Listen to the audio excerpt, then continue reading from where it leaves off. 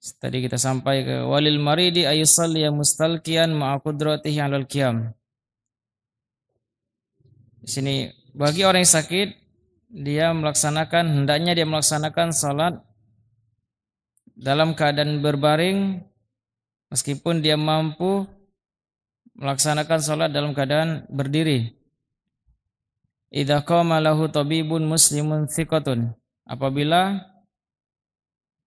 di sini lebih pasnya pasien. Bagi seorang pasien hendaknya dia salat dalam keadaan berbaring meskipun dia mampu melaksanakan salat dalam keadaan berdiri. Idza qama lahu tabibun muslimun thiqatun. Apabila yang dokter yang menanganinya adalah seorang dokter muslim yang kredibilitas, yang jujur, amanah. Yang dia berkata mungkin la yumkin mudawatuka illa idza sallaita mustalqiyan. Tidak mungkin bagi kami untuk mengobati Anda wahai pasien kecuali Anda melaksanakan salat dalam keadaan berbaring. Padahal dia mampu berdiri. Namun jika dokter tersebut orang yang jujur, amanah, maka dia boleh melakukan salat dalam keadaan berbaring. Lianna Nabiya sallallahu alaihi wasallam shalla jalisan hina juhisha shikkuhu. Karena Nabi sallallahu alaihi wasallam pernah melaksanakan salat dalam keadaan duduk ketika pinggangnya sakit.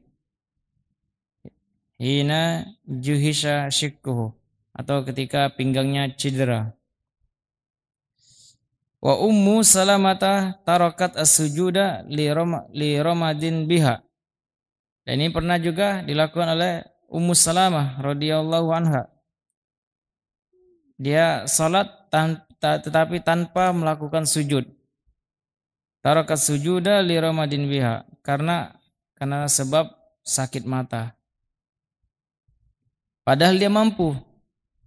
Tapi di sini karena sakit mata maka dia meninggalkan sujud. Kemudian ikhwani wa akhwati rahimani wa rahimakumullah wa maqamus salati fil Islam azimun. Kedudukan salat di dalam Islam sangatlah agung.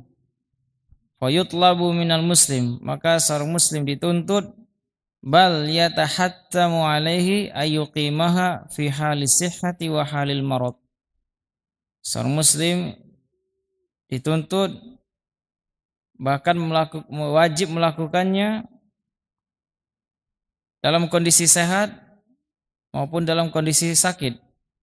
Fala tasqutu anil marid, dan orang yang dalam keadaan sakit tidak gugur baginya salat, tetap mengerjakan.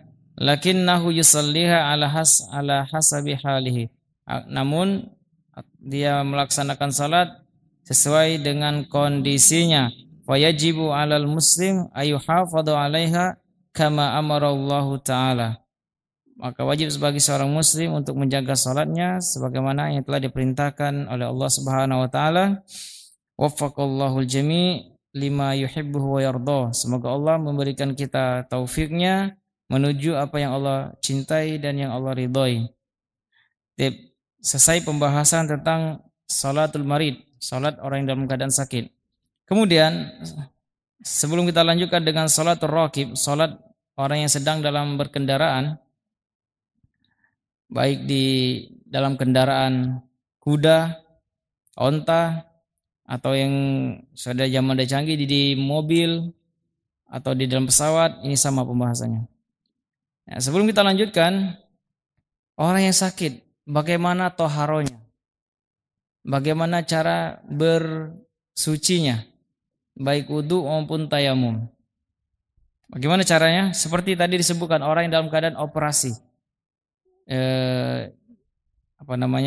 Jirohiyat. Orang yang dalam keadaan dioperasi. Bagaimana dia melakukan wudu?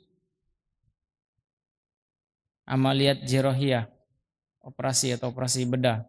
Bagaimana wudunya?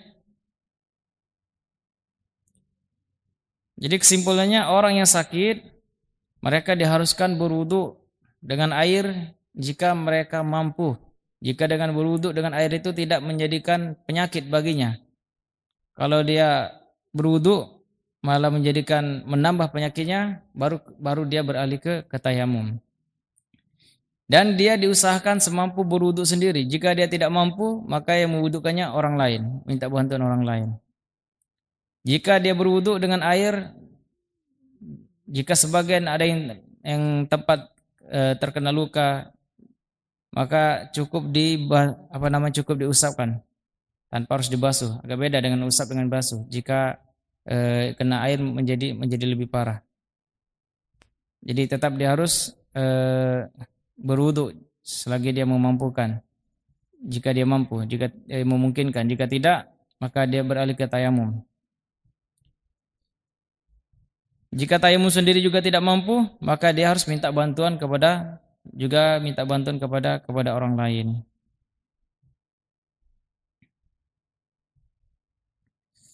Dan dia harus mengerjakan salat sesuai dengan kondisinya dan tidak mengqadha sehingga dia sembuh. Sebagaimana dikatakan Syekh Hafizullah, hadza khata'un kabirun.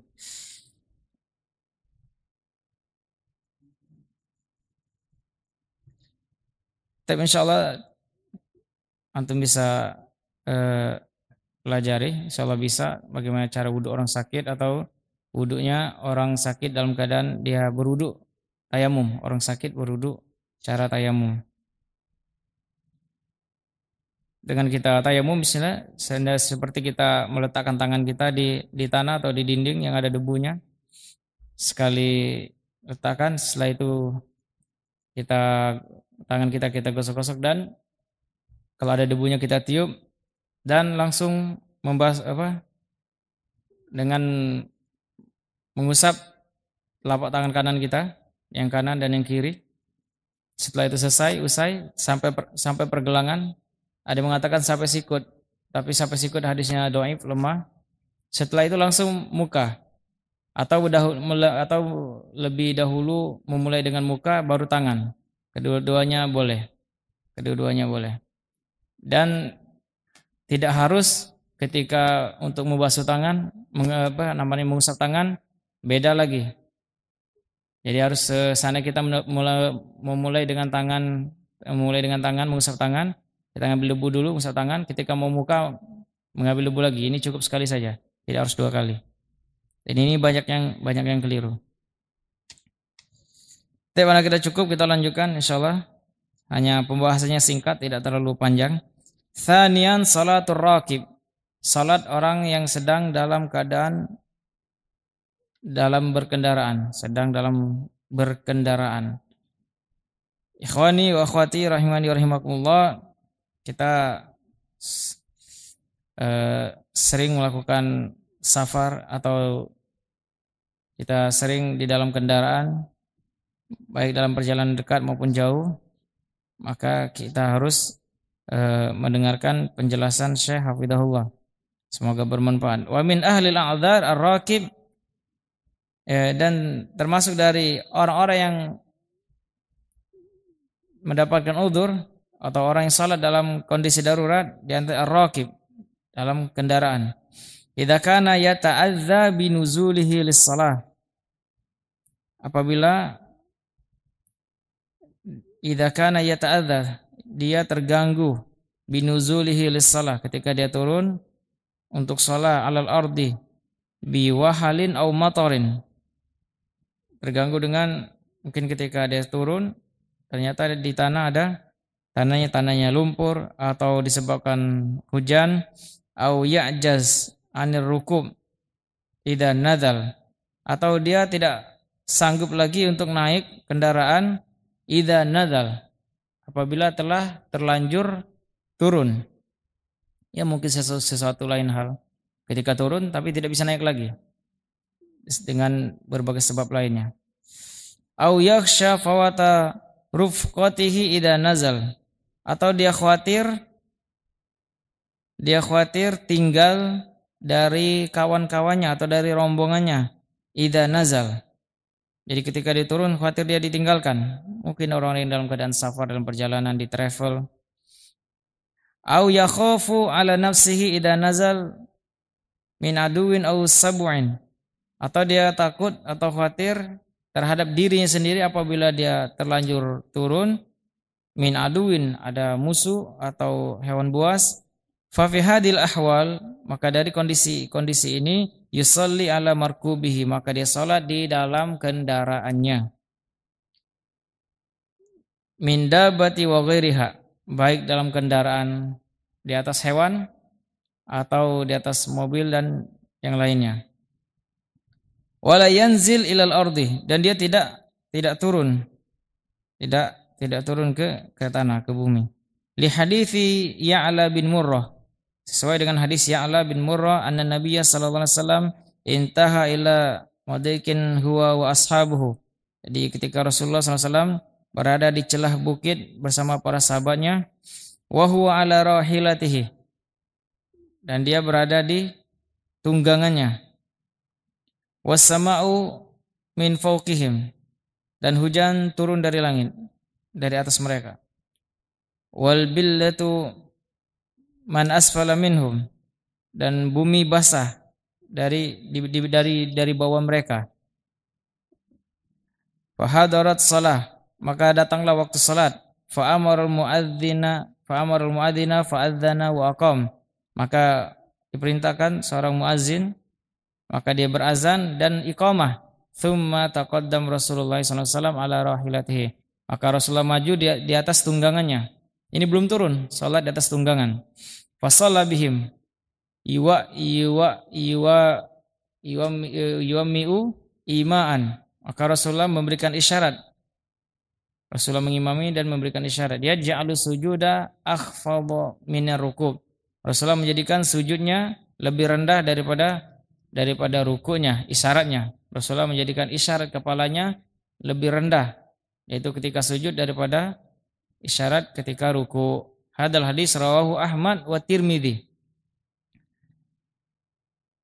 Akan tetapi di sini Syekh yang kita kenal, Syekh Syu'aib Al-Arnud, pakar ahli hadis juga, mengatakan hadal hadis dhaif, hadis ini lemah. Hadis ini lemah. Namun wa fihi hadis sahihun fi salatin nafilah. Namun hadis yang sejenis ini ada. Hadisnya sahih. Namun yang disebutkan di sini bukan salat wajib. Yang dikatakan salat di atas tunggangan ini adalah salat sunnah, bukan salat wajib. Jadi kesimpulannya bisa salat di atas kendaraan, di atas tunggangan dengan isyarat seperti di sini, karena tidak bisa turun, tidak memungkinkan.